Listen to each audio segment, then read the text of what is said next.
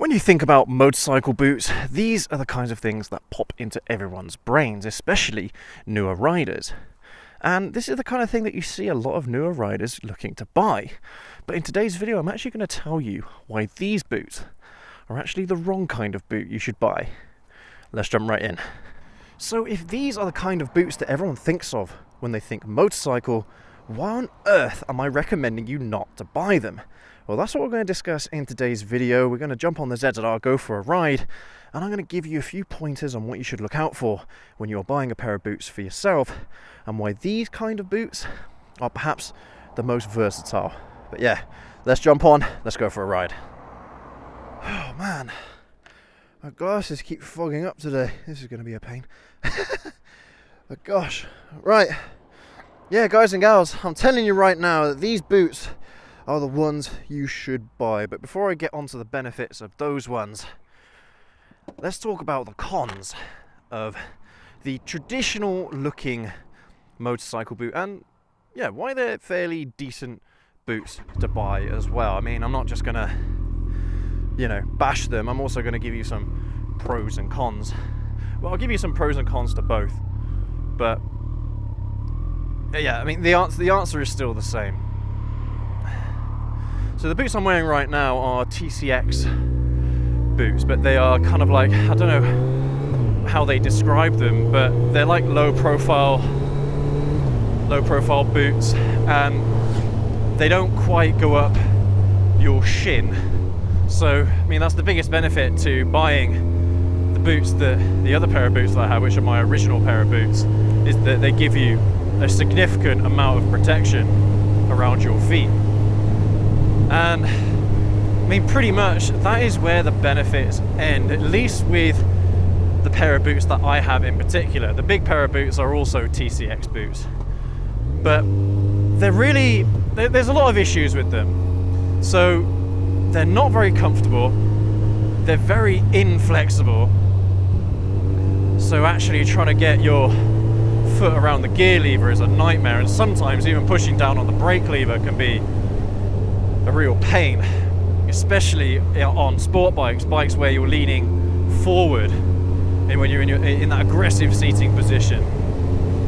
But I mean, even just kind of quality of life things as well, doing them up is really hard. They're not easy to put on, and if you're going on tours and things like that, they're really, really difficult to pack away. They take up so much space. And the boots that I'm wearing right now, I actually wear them to work. They're that good, and they're that clean and that professional and comfortable that I can wear them whilst riding my motorcycle. I don't even have to take a spare pair of shoes with me. I can just wear them in the office. And yeah, they do really well as just everyday shoes. So space saving is an issue with the traditional style boot that everyone thinks of. And these are things that you've got to think about, guys, because I'm not being funny, but whenever you're going, I don't know, somewhere, whenever you're traveling somewhere, you want your storage space for things like food, water. You don't want to be putting your leather jacket and your boots and your helmet inside a backpack or something like that. And those kinds of boots, even if you have the full set of panniers and a top box, those boots will take up one whole pannier or pretty much a whole top box on their own, which is why they really suck, apart from going on blast on the weekend or taking them around a racetrack. Now, when it comes to their flexibility, I can already hear some of you saying in the comments, well, you've got to wear them in. I've worn those boots for years and years and years, and they're still not very flexible. They're not very flexible whatsoever. And a lot of it is because of the hard plastics that they have on them to protect you. And I kind of appreciate that that's why they are not flexible, because they're not supposed to be. They're supposed to keep your foot in a very, very sturdy position. So if you come off the bike, you got less of a chance of breaking your foot on impact. So I understand why they are the way they are. But for everyday riding and traveling, the boots that I'm wearing right now are far better suited, and they even have a little cutout around the heel, so you can easily flex your foot up and down on the gear lever. And it makes a massive difference. I mean, I haven't worn my big boots in a long time, and I just wore them today to try them out, just in case I felt any differently about them, and I don't. They're still very, very uncomfortable, and they're an effort to wear. Whenever you're using the gear lever or the rear brake, they are a real pain to use because you have to really flex the boot in order to either press the levers or lift the levers. It's just it's just really silly, because after half an hour of riding, your calves on your foot, your feet are already aching massively. So I don't know why they've got their popularity. I suppose the biggest thing is that they look cool. They look like bikers' boots, they look like motorcycle boots, they look like sport bike boots. And they do. To be absolutely fair, they do. And that's another reason why you'd probably want them, is if you want that look, if you care about the look, then I suppose those are the only boots you can really buy. Now, I've never worn a pair of boots like that are flexible enough, that are as sturdy and comfortable. I've never worn a pair of boots like that. But still, they're not the kind of boots that you want to walk around in anyway. They're not very comfortable to use on a bike, let alone walking around once you park your bike up or once you're in the office. And then they look a bit garish as well, so you're going to want to take a spare pair of shoes with you, whereas the ones that I'm wearing right now, I don't have to. And it's really funny. But yeah, I mean, those of you that are looking to buy a pair of motorcycle boots, I mean, feel free to make the same mistakes that I did, by all means. Go ahead and buy yourself one of those sport bike pair of boots and try them out. You'll know pretty quickly what I'm talking about. But I mean, they're not cheap either. I think those boots cost me about 150 quid. They're not cheap. But if that's an experiment that you want to try and you want to have a spare pair of boots anyway, then they're a good spare pair to have. Now, my wife also has a pair of boots like that. They're not sport bike boots, they're more for touring, but they're more designed for pillion because they have even less flexibility than my big boots do. So, and she doesn't wear them. Whenever she's riding her own bike, she doesn't wear them. She only wears her big boots. They're like goth boots, you know the ones I'm talking about? But yeah, she wears the same type of boot that I do now whenever she's riding, because it's far easier to use. They're far easier to use and far more comfortable. But it just gives you more control of the bike. Again, this is the thing that I'm always saying to you guys, is the more control you have over your motorcycle, the better. And these boots, I feel very, very confident riding in these boots. And even though I can ride in the other pair, I don't feel as confident wearing them. Now, I don't know, it might just be me, I don't know, because like I said, you see a lot of riders wearing those kinds of boots, and it makes sense when you're riding them on a racetrack, because you want the maximum amount of protection possible if you come off your bike.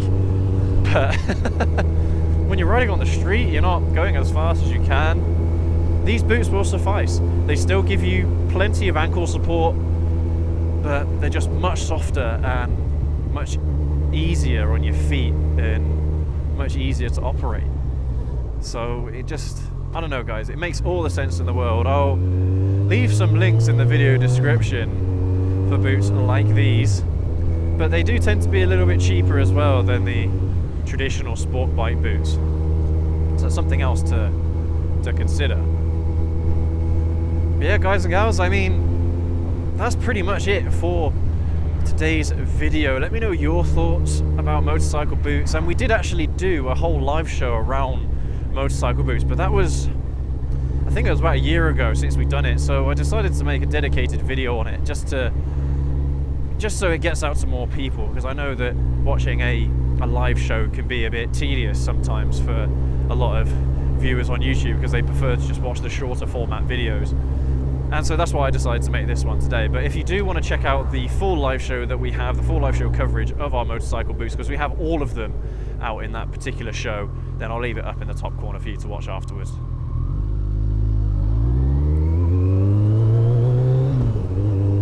But yeah, guys and gals, I mean, yeah, these are definitely the kind of boots that I would recommend for most people, unless you are looking at doing track days or what have you, then yeah, you're probably going to want a pair of the proper stuff. But yeah, I mean, those boots are clearly designed for racing, the big boots. They've even got the plastic, so when you scrape your foot on the floor, you're not wearing down the boot. There's a particular piece of plastic, or it might be metal, I can't remember, where if you scrape your foot on the floor, it doesn't actually damage the boot.